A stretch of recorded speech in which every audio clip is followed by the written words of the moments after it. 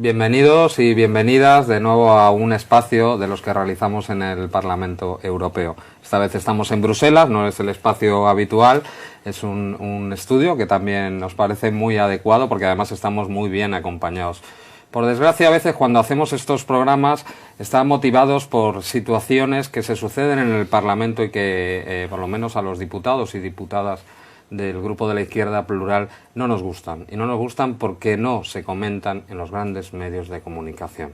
Hay dos grandes obsesiones en este Parlamento. Una es el ataque a Rusia, es sistemático y además con una peligrosa escalada de la tensión bélica, y por otro lado Venezuela. Qué curioso que en 5 años ha habido 7 resoluciones los derechos humanos en Venezuela. Pareciera que Venezuela es el país más violento del mundo. Y venimos además de la subcomisión de derechos humanos, donde se ha desarrollado pues una audiencia sobre los derechos humanos en Venezuela. Les voy a contar quiénes estaban para que se den cuenta de la especie de, podríamos calificarlo, aquelarre que se ha realizado en esta subcomisión.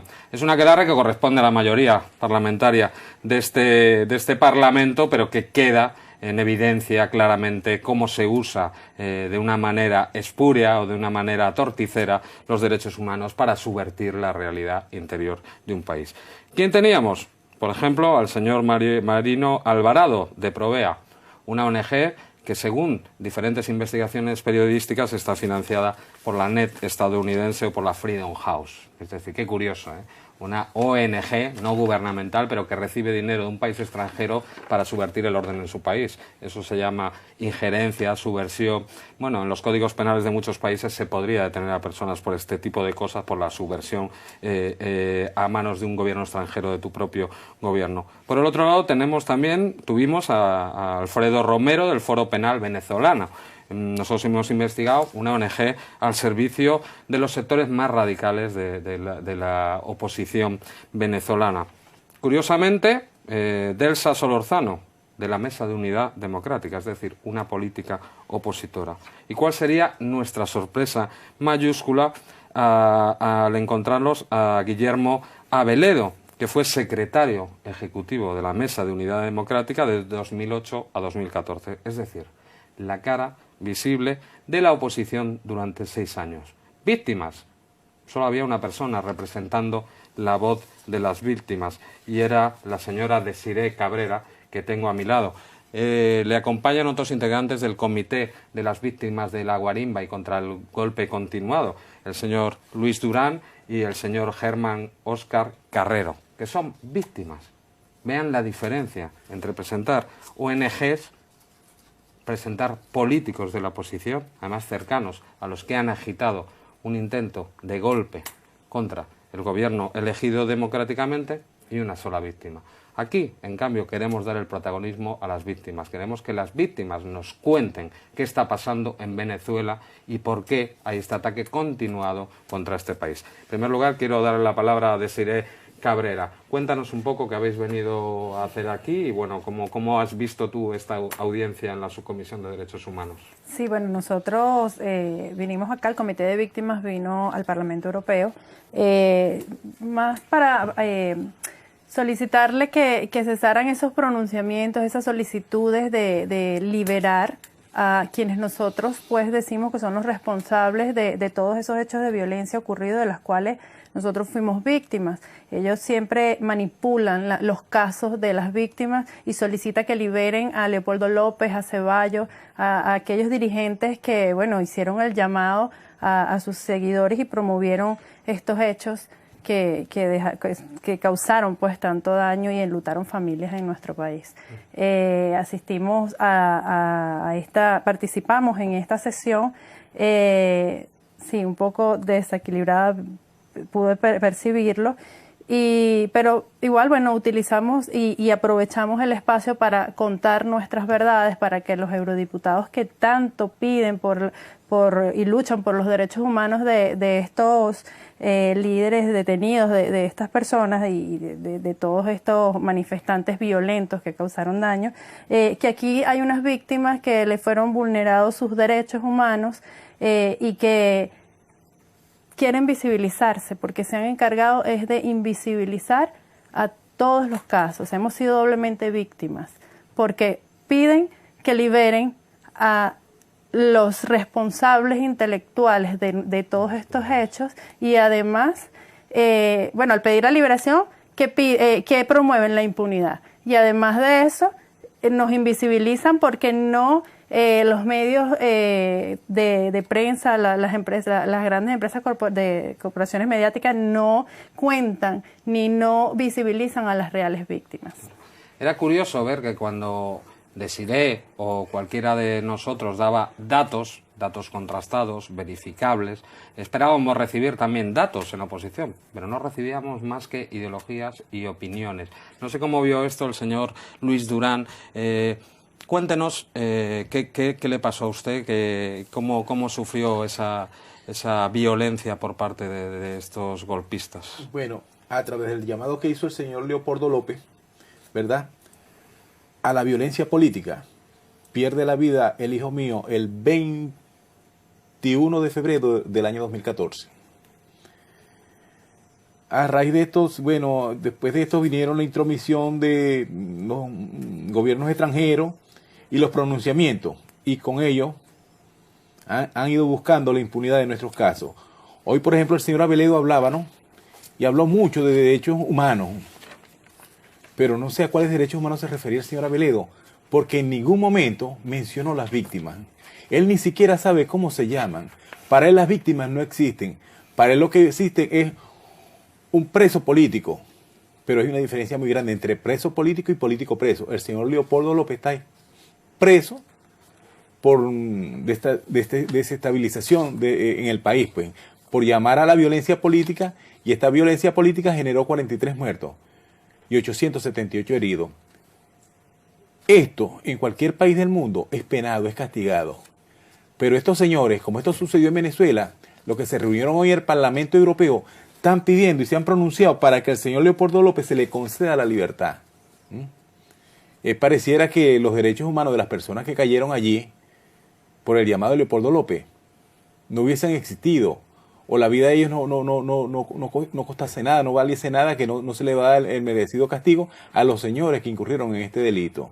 El señor Leopoldo López lo que es un político preso, y como tal debe continuar.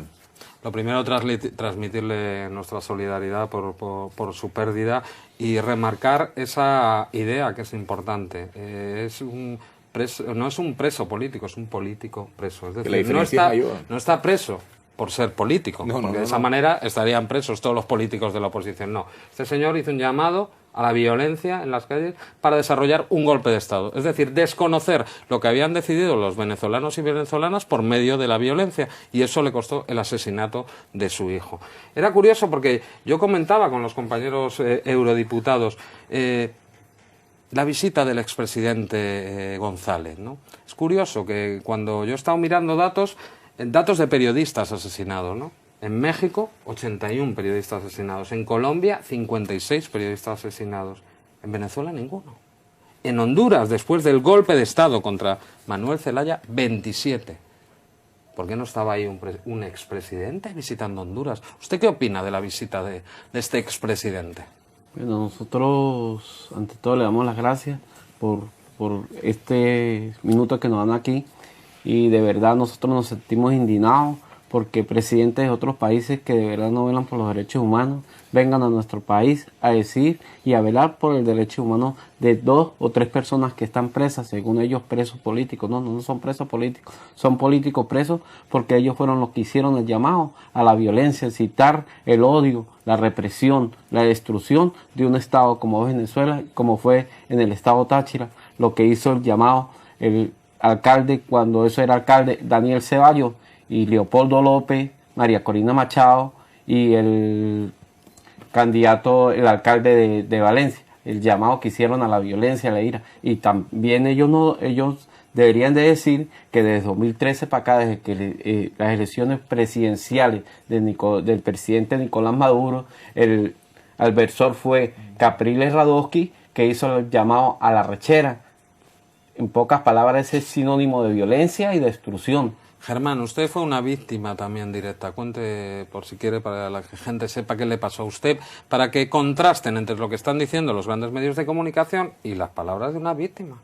Bueno, me encontraba en el estado Táchira, en San Cristóbal, manejando unos camiones de Corpo Salud, llevando medicinas para el Hospital Central, donde cual nos intervinieron los camiones, el acceso a circular, y nos bloquearon con miguelitos, que son cabillas, 3 cabillitas en cruz para pinchar los cauchos, aceite, mallas y de todo. Nos hicieron voltear la cava, y nomás por el hecho que la cava decía uso oficial, decían vamos a matar a los chavistas. Trataron de incendiar la cava, la incendiaron. Yo salí y les gritaba que eso era medicina para todos, que eso no era para nada más para rojos, como ellos decían, que eso era para blancos, para ver, que eso era para toda la gente, que fueran humanos. Cuando recibí una de las famosas llamadas papitas que venía para mi cara y metí mi manita, yo no pensaba que era un explosivo, yo pensé que era una piedra o algo, a lo que metí mi manita, la perdí automáticamente.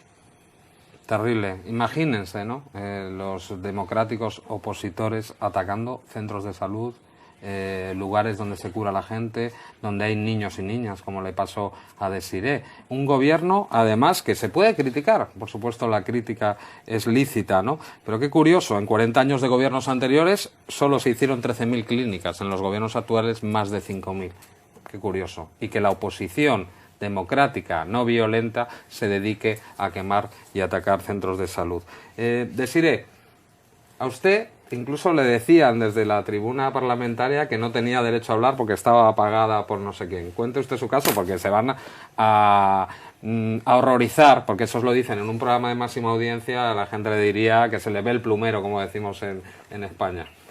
Sí, bueno, una diputada, la diputada Weber, creo que ella dice que que tiene muchos años, antes de ser diputada, tuvo muchos años como activista de derechos humanos, y que ella no entendía, o sea, prácticamente estaba diciendo, me estaba llamando mentirosa, porque yo soy funcionaria pública. Ella dice que los funcionarios públicos no pueden pertenecer a ONG. Bueno, yo de verdad sí, yo nunca he negado que soy una funcionaria usted pública. Por trabajar como una funcionaria, que se habrá ganado además su derecho a hacerlo, ya sus derechos sociales y civiles no pueden ser ejercidos, ¿no? O sea, para ellos no, yo no tengo derecho a reclamar por mi derecho a la justicia. O sea, la casa cuna es la casa cuna del Ministerio para la Vivienda y Hábitat hoy.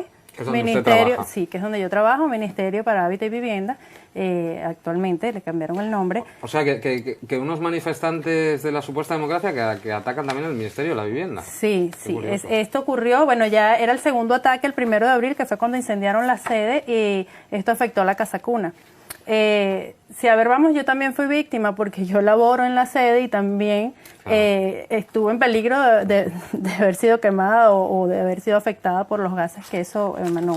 Nosotros intentamos una acción de amparo, o sea, por si también no cabe duda, esto es una acción de amparo que todas las madres de los niños que asisten a la casa cuna intentaron en contra del alcalde del municipio Chacá, donde queda el ministerio, porque eran 45 días continuos de guarimbas, de actos violentos, y bueno, veíamos afectados la seguridad de nuestros hijos y le pedimos protección. Nosotros demostramos aquí que efectivamente la policía de este municipio no hizo nada para prevenir estos hechos, que más bien lo que hizo fue apoyar a estas personas manifestantes a que cometieran el delito. Aquí está mi nombre, yo sí trabajo en el ministerio, o sea, soy funcionaria del ministerio, pero también tengo el derecho de exigir justicia. Absolutamente.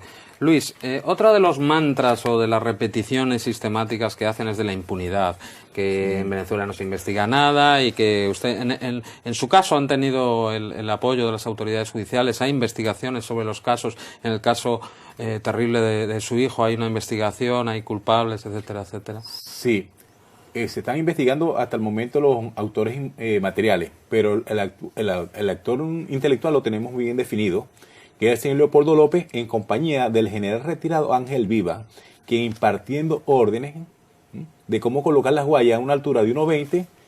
Lee el Twitter.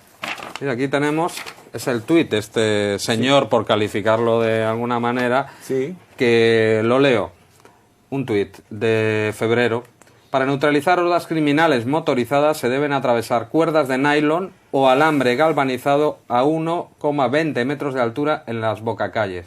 Hay que decir, para que quien no lo conozca, que Caracas o Venezuela es una ciudad donde la moto o la motocicleta es un medio de transporte habitual. Este buen señor, demócrata también, decía: buen día, compañero García. En caso de no tener cuerdas de nylon, se puede usar alambre galvanizado del más grueso. Es muy efectivo también. Es decir, este señor que estaba llamando al asesinato de sus compatriotas es otro de los grandes demócratas. Es muy extraño, ¿no? Ver el expresidente mexicano va a Venezuela a interferir, ¿verdad? Para que se libere al señor Leopoldo López. Pero es más extraño que este señor expresidente mexicano también tiene unos desaparecidos en México, 43. ¿Y por qué viajar tan lejos a Venezuela a pedir por un señor que es criminal? ¿Por qué no se abocó a defender los derechos humanos de sus compatriotas? ¿Por qué cuando llegó a Venezuela no se abocó a defender los derechos humanos de las víctimas de la violencia política que desató Leopoldo López? ¿Ah? Totalmente. Sí, porque estos expresidentes a nosotros no nos han querido escuchar. Nunca. No han querido, no han estado. Nunca. No. Curioso. Porque no les interesa escuchar la verdad. Hay que decir que estamos hablando de una violencia terrible con 43 muertos. Imagínenselo. Es cierto que hubo exceso policial. 8 de los muertos fueron por violencia policial, pero que se está investigando. De hecho, esto que agita a todo el mundo, de la persona que asesinó a un chaval de 14 años, está detenida y acusada de asesinato. Quiero acotar Ya lo sentenciaron. algo, diputado. Ya lo sentenciado. 25 años. 25 lo años. colocaron. Eso no nos lo cuentan. Deciré que tenía No, la quería palabra. acotarla porque en la sesión hablaron mucho de la CDIH, de la comisión. Nosotros le hemos solicitado a la comisión una audiencia y en varias oportunidades nos han negado la audiencia. O sea, ellos tampoco nos han querido escuchar y de verdad nosotros vemos que todos esos pronunciamientos que este organismo ha realizado, bueno, lo sentimos sesgado y siempre le decimos escuchen a las víctimas para que puedan emitir un pronunciamiento pues equilibrado y ajustado a la verdad. Estamos entrando ya en la recta final, nos quedan muy poquitos minutos, entonces yo voy a pedir a cada uno de ellos que se despida como desee. Por ejemplo, Germán, ¿qué le dirías a la opinión pública europea? A la opinión pública europea que nos escuchen a la verdadera víctima, que de verdad no están violando los derechos humanos, que de verdad nosotros estamos luchando por la paz, por la libertad y por que Venezuela siga siendo como Venezuela siempre ha sido, gloriosa y en paz, en sana paz. Luis, ¿tú qué le dirías a esa oposición violenta que pretende, valga la redundancia, violentar o torcer la mano democrática y libre de los ciudadanos y ciudadanas venezolanas? Bueno, por lo menos yo le diría al Parlamento Europeo, ¿verdad?, que nos escuche en primer lugar.